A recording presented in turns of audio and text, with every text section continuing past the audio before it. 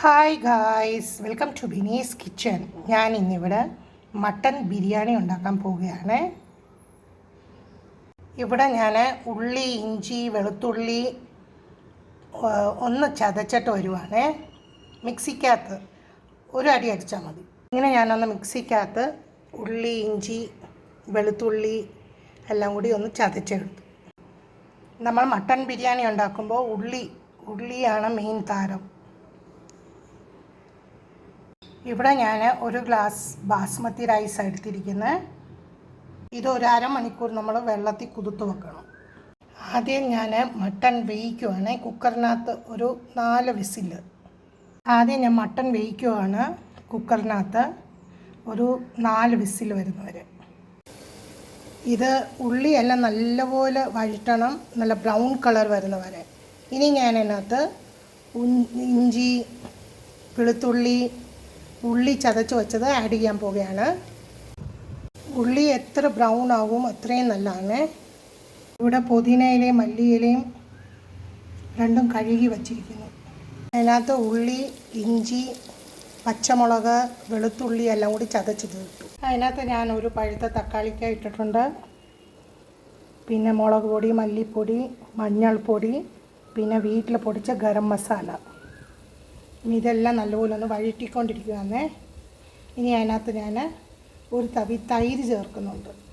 അതിനകത്ത് ഞാനൊരു തവി തൈര് ചേർത്തിട്ടുണ്ട്. നമ്മുടെ മസാലയെല്ലാം നല്ലപോലെ വഴറ്റി. ഇനി ഞാൻ അതിനകത്ത് മട്ടൺ ഇടാൻ പോവുകയാണ്. മട്ടൺ അതിനകത്ത് മസാലയ്ക്കകത്തിട്ട് നല്ലപോലെ ഞാനൊന്ന് വഴറ്റിയേ.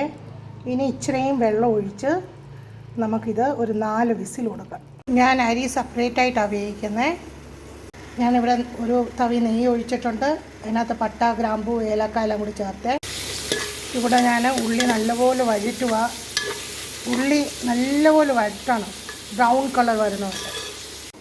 നമ്മുടെ ഉള്ളി എല്ലാം കൂടി നല്ലപോലെ വഴറ്റി അതിനകത്ത് ഞാൻ ഒരു സ്പൂൺ മുളക് പൊടി, ഒരു സ്പൂൺ ഗരം മസാല ചേർത്തിട്ടുണ്ട്. ഇവിടെ നമ്മുടെ മട്ടൺ വെന്തിരിപ്പുണ്ട്. ഒരു 70% മാത്രമേ ഞാൻ വേവിച്ചിട്ടുള്ളൂ. ഒരു ഗ്ലാസ് അരിക്ക് 2 ഗ്ലാസ് വെള്ളമാണ് കണക്ക്. ശരി, ഇനി ഞാൻ അതിനകത്തോട്ട് ബാസ്മതി റൈസ് ഇടുവാണേ. നമ്മുടെ മട്ടൺ വെന്തതെല്ലാം അതിനകത്തോട്ട് ആഡ് ചെയ്തിട്ടുണ്ട്.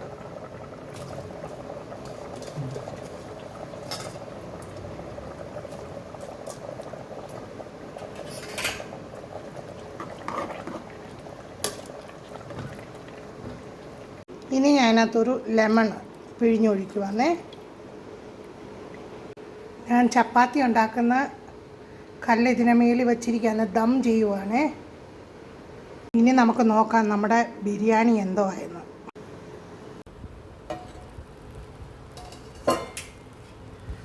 അങ്ങനെ നമ്മുടെ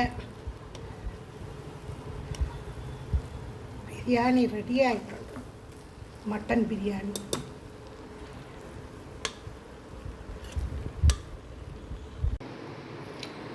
അങ്ങനെ നമ്മുടെ mutton biryani ready.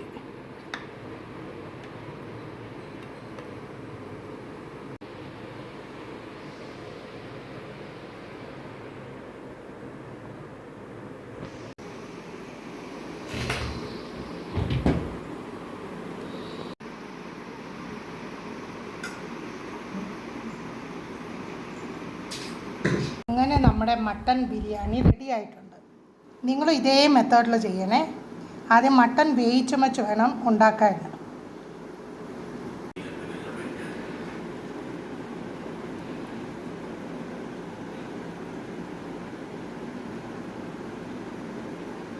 Thanks for watching my video. Please like, share and subscribe my channel.